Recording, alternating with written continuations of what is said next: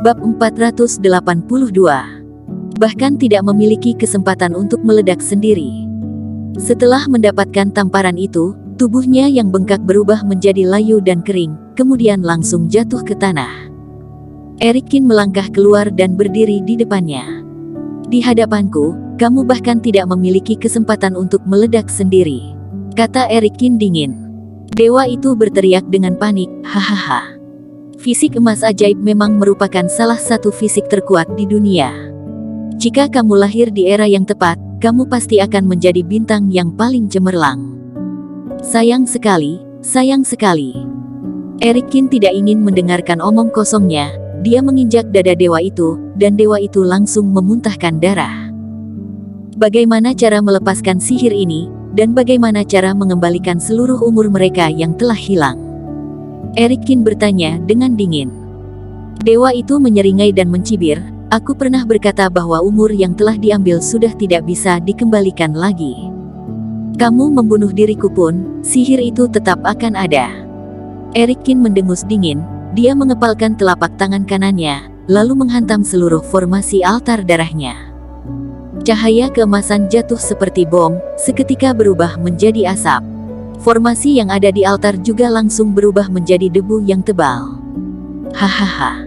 Dewa itu tertawa liar, bahkan jika kamu menghancurkan formasi ini, kamu juga tidak akan bisa menghilangkan sihir ini. Dengarkan baik-baik, di sini memang sebuah tempat kutukan, aku hanya saja menyesuaikan diri dengan kutukan itu saja.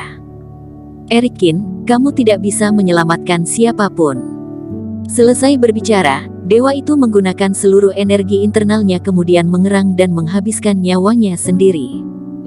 Erikin mengerutkan kening, bisa-bisanya dia langsung bunuh diri.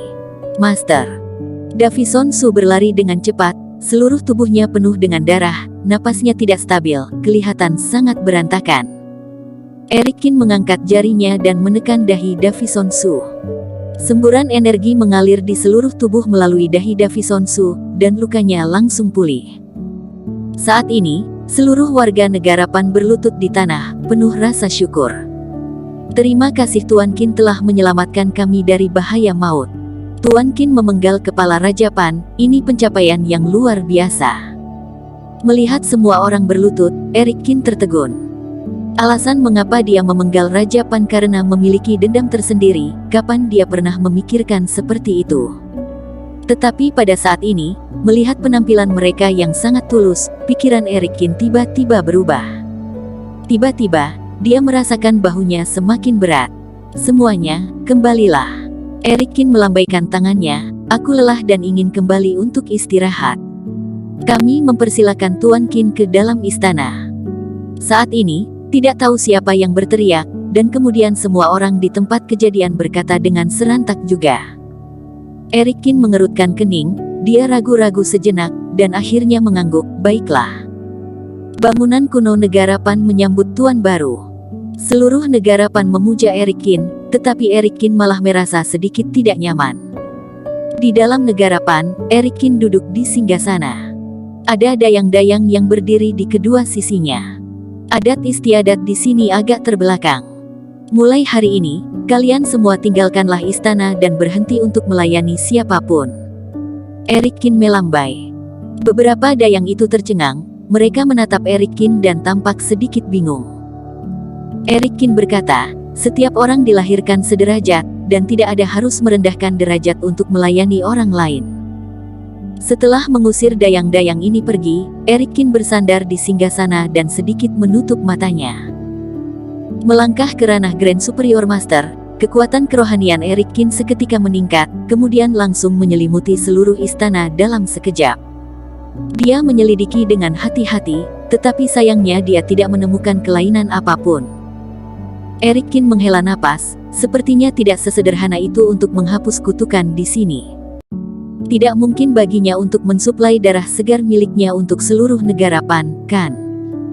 Ada jutaan orang di sini, bahkan mengosongkan darahnya Erikin juga tidak akan cukup. Tuan Qin. Saat ini, Penatua Agung masuk bersama dengan beberapa penatua. Mereka berlutut di depan Erikin, kepala mereka bersujud di tanah, wajah mereka penuh ketakutan, seolah-olah mereka sedang menunggu hukuman Erikin. Eric Qin melambaikan tangannya dan berkata, "Berdirilah." "Terima kasih Raja Qin." Penatua Agung berdiri dan serentak memberi hormat. "Raja Qin." Panggilan ini membuat Eric Qin tercengang. Negara Pan mengatakan itu adalah negara, lebih baik menyebutnya sebagai sekte yang lebih besar. Tapi sekarang Eric Qin diabadikan oleh seluruh negara Pan, saat ini, dia juga tidak pantas mengelak. Karena itu, Eric Qin memutuskan untuk membiarkan mereka dulu untuk sementara waktu. "Master, saat ini kamu sudah memasuki tahap Grand Superior Master, apakah kita sudah boleh kembali?" kata Davison Su dengan sedikit kegembiraan. Eric Qin menggelengkan kepalanya dan berkata, "Masih ada 1 bulan sebelum tahun baru, jadi jangan terburu-buru." "Baik." Davison Su terlihat sangat menantikannya. Kekuatan Eric Qin jauh di luar imajinasinya. Menurut pandangan Davison Su, Eric Qin saat ini benar-benar tak terkalahkan di dunia. Melihat ke seluruh dunia, negara Pan terlihat sangat tidak mencolok, bahkan tidak ditemukan di dalam peta. Ini adalah hal yang baik bagi Eric Qin, itulah sebabnya dia tidak berencana untuk kembali untuk sementara waktu. Hari berikutnya, Eric Qin mengambil ponsel dan membuat sebuah panggilan. Panggilan ini bukan kepada orang lain, melainkan Kelvin dari Asosiasi Alkimia Internasional. Setelah panggilan tersambung, Kelvin di ujung telepon bertanya siapa Eric Qin dalam bahasa asing. "Ini aku," kata Eric Qin di telepon. Kelvin mendengar suara Eric Qin dan berkata sambil tersenyum, "Tuan Qin, ternyata kamu, apa yang bisa bantu untukmu?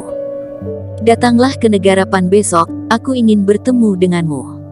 Ketika Kelvin mendengar ini, dia tidak bisa menahan tawa. "Tuan Qin, apa yang dimaksud dengan negara Pan? Aku belum pernah mendengarnya." Begitu Eric Qin hendak berbicara, Kelvin melanjutkan, "Oh, ngomong-ngomong, Master aku dalam keadaan kurang sehat. Dirinya sudah tua, kesehatannya sudah menurun. Belakangan ini, dia ingin menyerahkan posisinya kepadaku." "Oh." Eric Qin mengerutkan kening. "Itu kabar baik. Lumayan." Kelvin tersenyum ringan. "Tak lama kemudian, aku akan menjadi ketua Asosiasi Alkimia Internasional." Mendengar nada bicara Kelvin, Eric Qin sepertinya menyadari sesuatu. "Kalau tidak ada yang masalah lain, aku akhiri dulu telepon ini. Jika kamu ingin bertemu denganku, datanglah ke Asosiasi Alkimia," kata Kelvin. Mata Eric Qin menyipit, dan dia mencibir, "Kelvin, apakah kamu lupa apa yang pernah aku katakan?" Kelvin tertawa di ujung telepon dan berkata, "Tuan Qin, jangan menakuti aku telah mencari orang untuk memeriksa tubuhku, tidak ada masalah dengan tubuh aku sama sekali. Terlebih lagi, kamu dan aku terpisah ribuan mil, kita bahkan tidak bisa bertemu satu sama lain, apa yang bisa kamu lakukan padaku?" Kelvin tersenyum, "Baiklah, Tuan Qin, ada yang harus kuurus terlebih dahulu, tidak bisa berbicara lebih banyak lagi." Selesai berbicara, Kelvin langsung mematikan panggilan tersebut. Eric Qin tidak bisa menahan diri lalu mencibir, anak ini benar-benar tidak dapat diandalkan. Setelah itu, Eric Qin memejamkan matanya sedikit, membuka mulutnya dengan ringan, dan membacakan mantra tanpa mengeluarkan suara. Asosiasi Alkimia Internasional, Amerika. Setelah Kelvin mematikan telepon, dia tidak bisa menahan diri untuk tidak mengutuk, "Brengsek. Ingin menakut-nakuti aku. Apa dia kira aku dibesarkan dengan ditakut-takuti?" Segera setelah dia selesai mengucapkan kalimat ini, suara aneh tiba-tiba datang dari dahinya, seolah-olah dia disambar petir, dan suara ledakan meledak di kepalanya. Bersambung. Terima kasih telah menonton video ini sampai akhir. Jangan lupa subscribe dan nantikan kisah episode selanjutnya hanya di Novel Story. Salam.